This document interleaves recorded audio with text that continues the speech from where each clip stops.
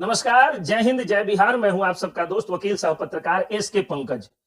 मनीष कश्यप की पूज्या माताश्री पहुंची थी अमित शाह से मिलने झंझारपुर में। एनएस जी ने बहुत कम लोगों को अमित शाह से डायरेक्ट मिलाया और भारतीय जनता पार्टी ने ऐसी व्यवस्था की थी कि चेयर वाइज डिसिप्लिन को मेंटेन करते हुए और जो लोग भी अपने डिमांड्स को लेकर के आ रहे हैं वो सारे डिमांड्स अमित शाह तक पहुंच जाए। मनीष कश्यप की पूज्या माताश्री को जो अमित शाह को देखने भारी संख्या में भीड़ आई हुई थी, उस पंक्ति में सबसे अगले पैदान पर मुख्य अतिथि की भांति उनको बिठाया गया। भारतीय जनता पार्टी के सारे कार्यकर्ताओं ने, बड़े बड़े नेताओं ने और दिग्गज नेताओं ने मनीष कश्यप की पूज्या माताश्री से मुलाकात की, उनका हाल जाना और उनके बेटे का भी हाल उनसे जाना। साथ में मनीष कश्यप के परिवार के उनके एक आध चचेरे भाई लोग भी थे।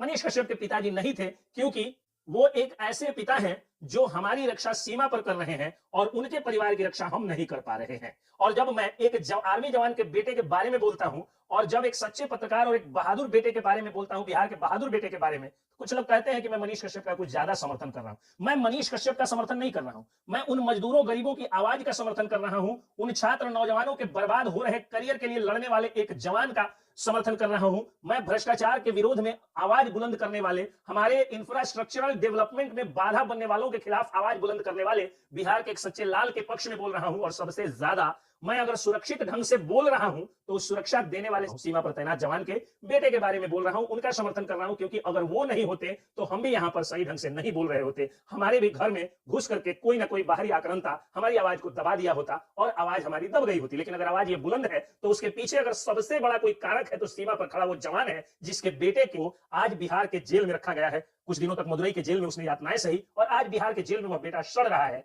और उनकी मां जो है वो कभी राज्यपाल के दरबार में तो कभी गृह मंत्री से मिलने के लिए उनके दरबार में हाजिरी लगा रही है। ये संस्कार है भारतीय जनता पार्टी के कार्यकर्ताओं और नेताओं का कि दरबार में गई हुई एक फरियादी मां, एक दुखियारन मां को भी उन लोगों ने इतना सम्मान दे दिया जैसे लग रहा था कि कोई एक राजा की मां हो और राजा की पत्नी हो। और हो भी क्यों नहीं, क्योंकि मेरे नजर में देश का जवान और सच्चा पत्रकार राजा से भी बड़ा है। और अगर मेरे नजर में है तो मुझसे ज्यादा तो यह संस्कार भारतीय जनता पार्टी के नेताओं ने दिखाया।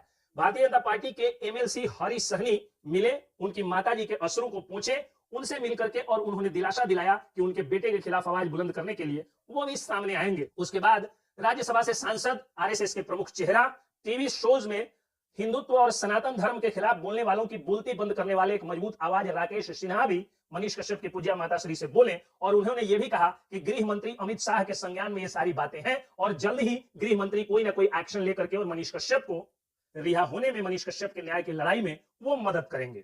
उसके अलावा शाहनवाज हुसैन जो बिहार भाजपा के बहुत बड़े नेता हैं, उन्होंने भी, और बिहार के पूर्व उद्योग मंत्री हैं, उन्होंने भी मनीष कश्यप की पूज्या माताश्री से मुलाकात की और उन्होंने भी न्याय दिलाने की उम्मीद और विश्वास उनको दिलाया मनीष कश्यप की पूज्या माताश्री को। इतनी सारी बातें आपको सभी पत्रकारों ने बताई है। मैं एक वकील हूं और वकील सह पत्रकार हूं, तो मेरा काम है कि मैं उस लेटर को भी आप लोगों को पढ़ करके सुना दूं कि किस तरह से ड्राफ्ट किया गया था वो लेटर। गृह मंत्री अमित शाह को जो लेटर दिया गया था उसमें लिखा हुआ था, माननीय श्री अमित शाह जी, गृह मंत्री भारत सरकार, विषय मनीष कश्यप के ऊपर लगे एनएसए के संबंध में। महोदय, मैं मधु देवी जो भारत की नागरिक तथा बिहार के पश्चिमी चंपारण की रहने वाली हूं और मनीष कश्यप उर्फ त्रिपुरारी कुमार तिवारी की मां हूं, देश के गृह मंत्री अमित शाह जी से विनम्र प्रार्थना करती हूं कि मेरे बेटे के ऊपर तमिलनाडु सरकार ने साजिश के तहत एनएसए लगाकर अभी तक जेल में रखा है। मेरा बेटा सोशल मीडिया के माध्यम से बिहार में फैले भ्रष्टाचार और गरीबों तथा मजदूरों के साथ हो रहे अन्याय के लिए आवाज उठाता रहा है।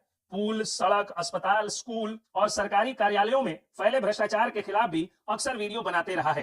तमिलनाडु में मजदूरों के साथ कथित पिटाई की घटना देश का राष्ट्रीय टीवी चैनल और अखबारों के द्वारा प्रमुखता से दिखाया गया। उसके बाद जब मेरा बेटा मनीष कश्यप ने मजदूरों की दयनीय स्थिति पर बिहार सरकार से सवाल पूछा तो उसके ऊपर बिहार में 4 अलग अलग एफआईआर और तमिलनाडु में 6 अलग अलग एफआईआर करके जेल में डाल दिया गया।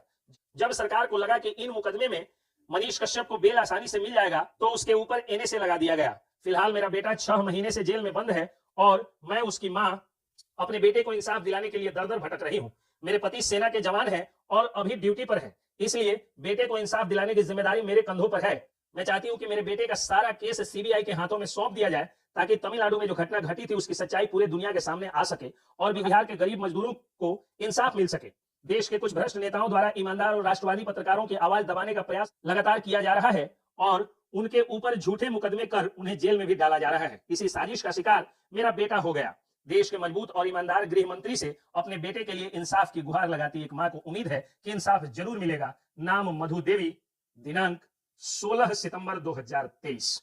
यही लेटर दे करके और मनीष कश्यप की पूज्या माताश्री ने देश के गृह मंत्री से सीबीआई जांच की मांग की है। ऐसा पहली बार हो रहा होगा जब किसी अभियुक्त की मां का खुद ही कह रही है कि मेरे बेटे के केस को सीबीआई जांच कर दे और इंसाफ दिलाया जाए।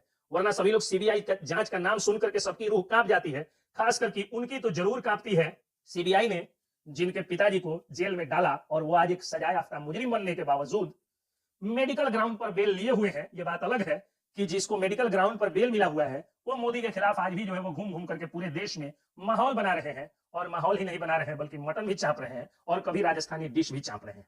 जय हिंद, जय